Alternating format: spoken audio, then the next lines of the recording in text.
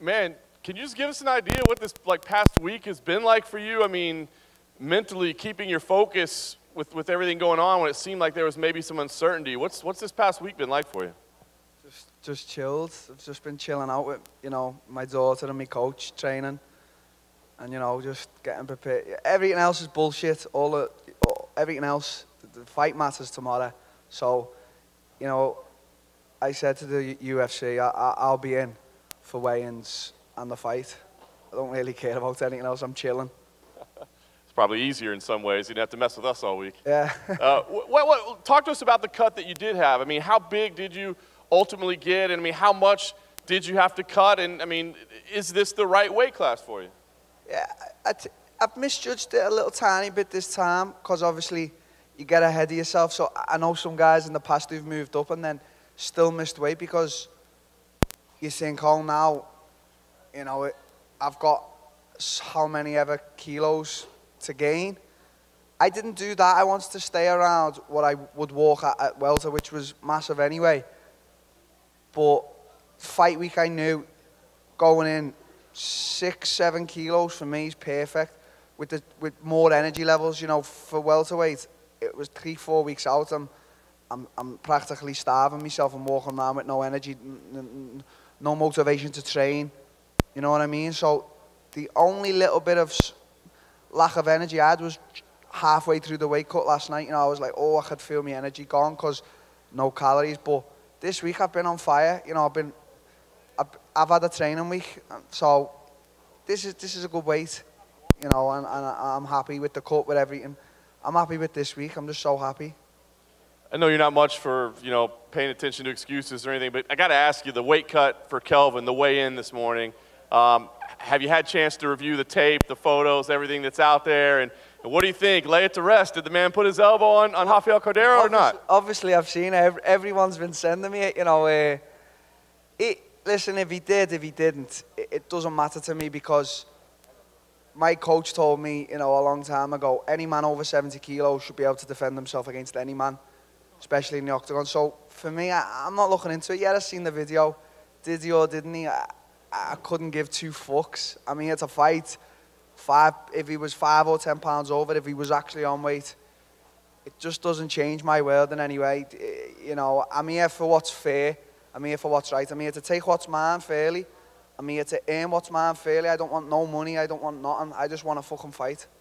Nice. Last thing for me, Darren. I mean, listen, I know you've always said you just want to be known as the greatest fighter alive, and that means beating everybody. But there are no easy fights in the UFC, but there are certainly easier fights than this one. I mean, what is it about this fight? I think everybody thinks you're crazy for taking this and maybe not taking, quote unquote, a warm-up fight. That's why they're not fighters, because they think I'm crazy. To me, it's the norm. I've said, in my opinion, he's top 3 in middleweight. You look at the last fight he had with the now current champion Israel. I got in this to fight the best, and there was one little opportunity there to fight Kelvin, and I'm taking that road. I'm not taking the high road to anywhere else. You know what I mean? I'm taking that road. I'm taking a big chance. People, this could be, a lot of people, 90% of the people are writing me off. This could be his 3rd loss. I've said it. I just don't really give a fuck. Darren, just down here. Obviously, Kelvin is a former welterweight as well, so how do you see yourself matching up with him in there, kind of both physically and stylistically? I think it's a bit new now for me, being at middleweight. He's been here a while, and he's obviously feeling the difference in moving up with these bigger guys. But, if you look at me, you look at my posture, I'm a natural middleweight. I'm probably not the biggest right now. I don't want to be the biggest. I started out as a welterweight in MMA, and I wanted to finish as a welter, but it just wasn't possible no more. Every fight, building more muscle, every fight, a bigger weight cut. It was just not good for me. So now, at middleweight, and I'm fighting one of the best. I think it's more brand new to me, but I think I size up well against him. I know he's smaller than me, but he's obviously beat all these guys in the middleweight because he's got something. He's talented, he's strong, he can take a shot. I think it's a good matchup. And you said before, previously, that you didn't want to bulk up too much, you wanted to keep the speed. So how do you go about doing that? I just think don't get too ahead of yourself. Like, this weight cut was fine. I want the next one to be even better because I don't want to be like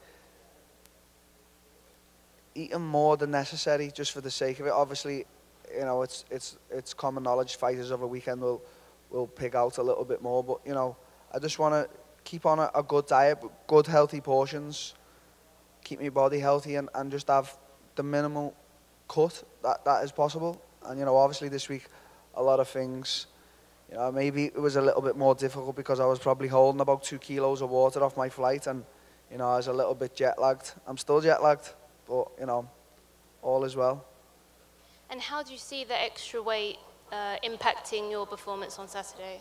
I think I'll have more power. I think I'll have more power, and I just think that if I can keep all the same qualities from welterweight, that's good for me. So keep the speed, keep the power, a little bit more power, keep the movement, you know, and I'll be faster than all these guys. So that's like the plan, really.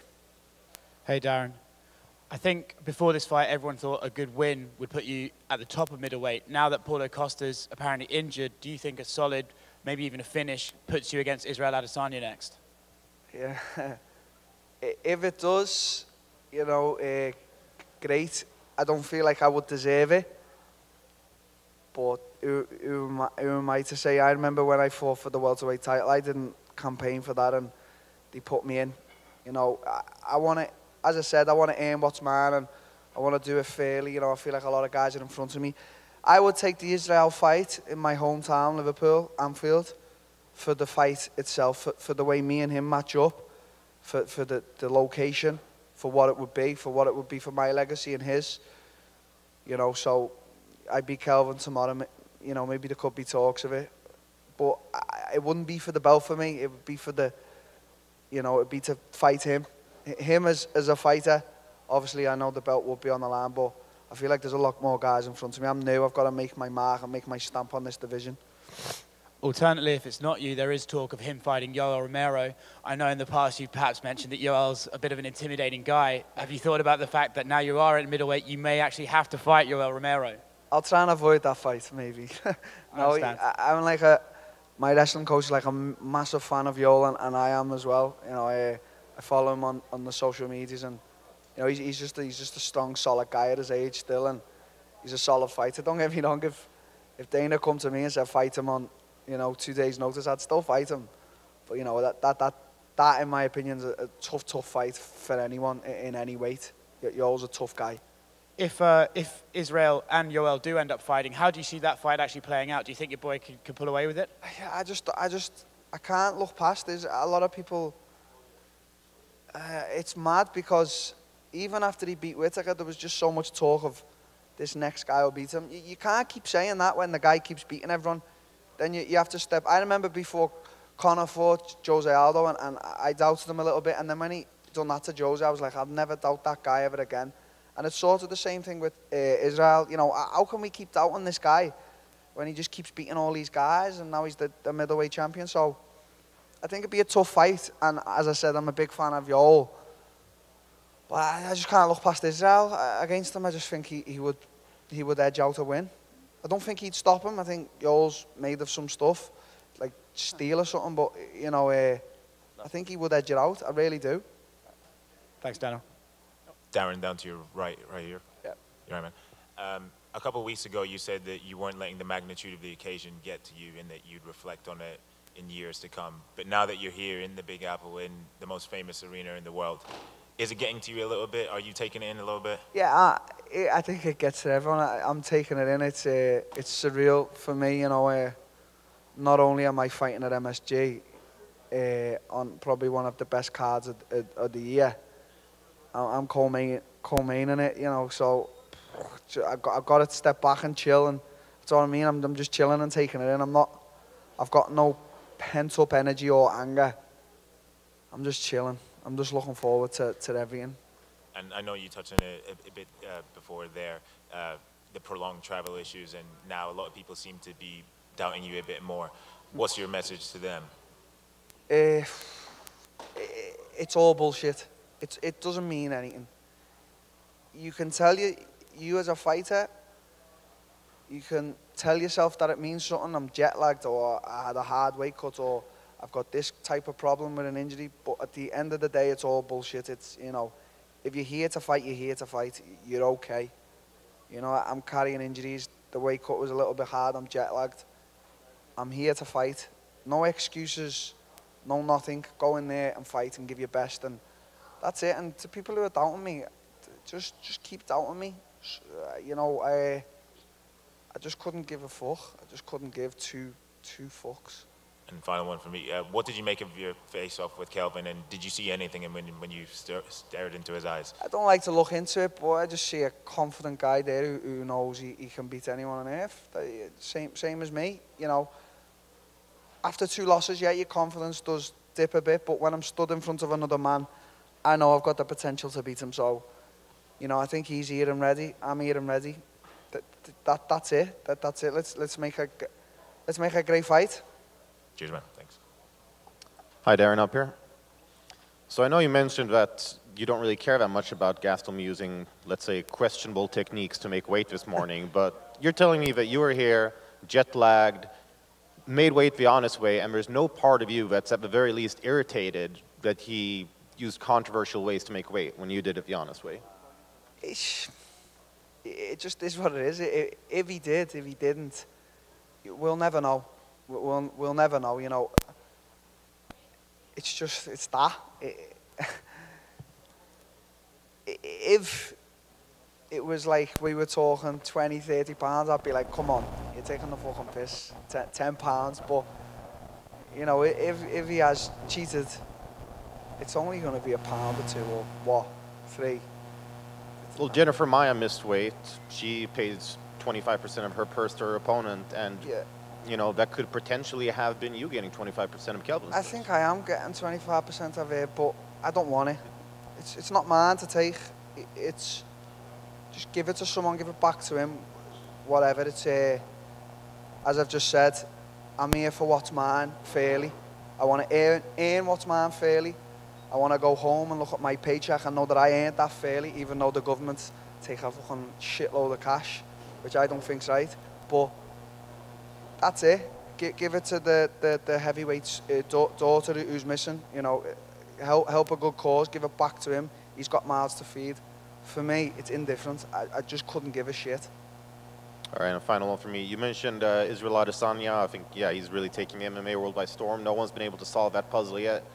That could be a future opponent for you. What do you think is the key to defeating Adesanya? Truthfully, right now, I don't know. He's beating everyone, but, you know, you just got to go in there and stick to your game plan. I know I'm a talented individual. I know I've got the skills to beat anyone. I truly know that. It's just whether there in the moment, you know, you do that. You do what you're meant to do there. Not get dragged out of it. Not get dragged into another game plan. So, you know, I think there's things there to beat him. But right now, he's unbeaten. So it's like Floyd Mayweather said. I remember Oscar saying that he gave the remedy to Canelo. But how can he give the remedy when Floyd beat Oscar? There was no remedy. He retired unbeaten. There was no remedy ever to beat Floyd. So right now it looks like there's no remedy to beat Israel. You know, he's there. He's beating everyone. What can I say? Darren over here in the back. Calvin's never been knocked out in his career. Do you look at that challenge, and does that add a little bit more to this fight, knowing that you could be the first guy to finish him? At welterweight or middleweight, I've got serious power in my hands. You know, people have seen that. You know, and he's been in a lot of wars. He's fucking Mexican, isn't he? You know, them Mexicans, you gotta watch out for them. You know, look at what Andy Ruiz did to Joshua. You know, they just love eating Snickers and fucking punching people in the face. So, you know, I think he's a tough guy to knock out, but I think I've got the tools. You know, I carry serious power at welter and at middle. I'm sure my power will be more now at middle, so we'll see. I think it's possible, definitely possible. Does the strategy change at all just because he is so durable? I think you just have, you know, he's tough and he's fit, So you have to know going in there, whether it be 3 or 5 rounds, you got to be fit for the 5 and the 3, and you've got to know that he's going to take a lot of hits. He keeps coming, you know, keeps coming. He'll try and impose his will. So you just got to be headstrong with that, impose your will, be fit. That's important, and you know, one will be winner. You talked about Israel Adesanya. What was your reaction to him beating Robert Whittaker when you watched that fight? Just didn't expect it. I just thought that because of what I seen from Robert fighting Yoel twice, I thought, you know, Israel can possibly win this, but it's going to be tough with Whittaker, the way the role he's on, and then he does die. That's what I mean. Like, right now where it stands, there is no remedy to beat Israel. So why is everyone doubting? Why does everyone keep saying the next guy? Until he gets beat, let the guy just fly. Let him fly. You know what I mean? It's people are so quick to forget things. You know, I'm coming off 2 losses, but what about before that when I was just destroying everyone in front of me? You know, in and out the UFC. And now I see sometimes people say, you know, why is Till in the UFC? That doesn't make no sense because I'm coming off 2 losses. It's just people are so easy to like jump on something and criticize and say stuff. And last one for me, you're wearing the Knicks jersey. Are you a basketball fan at all? I've watched the bare minimum. You know, I know I'll probably get I like the honesty. A few haters for saying that, but you know, I know LeBron James. That's it. But I got a present of MSG. It's got my name on the back, so you know, it's a nice gift that I'll get put in a frame in my house, and I'll remember all this. So I appreciate that from the garden. Hey, Darren, right here. Yesterday at Media Day, Kelvin told me that he heard in between camps that you got a little big. With the late week and the whole situation, do you believe the way the whole weigh-ins played out today that it actually benefited you and worked to your advantage when in turn the whole talk was about weight cutting and you coming off the plane before? Yeah, you know, it's like Chinese whispers, rumors, innit? It's just you can't do nothing about it. It's like someone's opinion of yourself. You shouldn't get wound up over it because there's nothing you can do to change their opinion. So don't stress over it. So it's, you know, it actually worked in my favour. This week, as I said, I was just chilling. I didn't have to do anything. No one was waking me up. I was waking up when I wanted, training when I wanted, going to bed when I wanted, and just enjoying life. So, as I said, I think the only problem, if there was going to be a problem, would be maybe the energy levels in the water retaining coming off the flight, which the doctor looked at me and he was like, he could tell I was holding a lot of water. And at that time, I'd cut my water off and he was telling me to drink, you know, to push the salts out and that. But, you know, I just got on with it. The last kilo it was a little bit of a struggle. Like, when I say struggle, it was like, oh, I have to do extra 10 minutes in the sweats. That. I could show you some struggles, and I'm sure you've all seen the videos of when I was making welterweight. You know, they're what you call struggles. So I've been through that. So for me, an extra 1 or 2 kilos right now at this weight is no problem. I know the fight week didn't go as planned, but now that you have made the weight cut at middleweight... It did go planned, as I planned it. Do you believe that middleweight is going to be your permanent home? I hope so. You know, I feel healthy. I matured a little bit as a human being and as a fighter, you know, instead of absolutely trying to kill myself and my health to get to a weight that it was just not possible anymore. You know, now I've come up, and if I can just be a little bit more clever, not bulk up too big and just stay at a nice weight where it's a few kilos cut, you know, you've still got energy the day before weigh-ins and stuff like that, and that's the way I'm going, that's the road I'm going. Darren over here. I know moving up a weight class, you're doing this because, you know, you want a healthier option for you, but does part of it excite you because it seems that 185 is more striker dominated? If you look at the former champion, if you look at the current champion, Israel Adesanya as well, they're strikers, whereas you look at 170, there's a lot of wrestlers. Does part of that add to it, the fact that there's exciting styles and it's more striking base up there? Yeah, most definitely, but also at welter it would have been good to fight some of these guys like the Champ and Colby and stuff like that, because their wrestling abilities, and I'd love to see how I fare against them, you know. I know I lost in my welterweight world title fight against Darren, but I lost because of the striking. You know, he tried a few takedown attempts and, you know, he wasn't able to do it. And I think he's a little bit of a different wrestler from them two guys I've just mentioned, but that excites me as well because putting to the test who the true martial artist is. You know, this is what mixed martial arts is about. But yeah, there's a lot of strikers and Yoel at this weight. So yeah, it's exciting to inflict pain and receive pain. That's what excites me.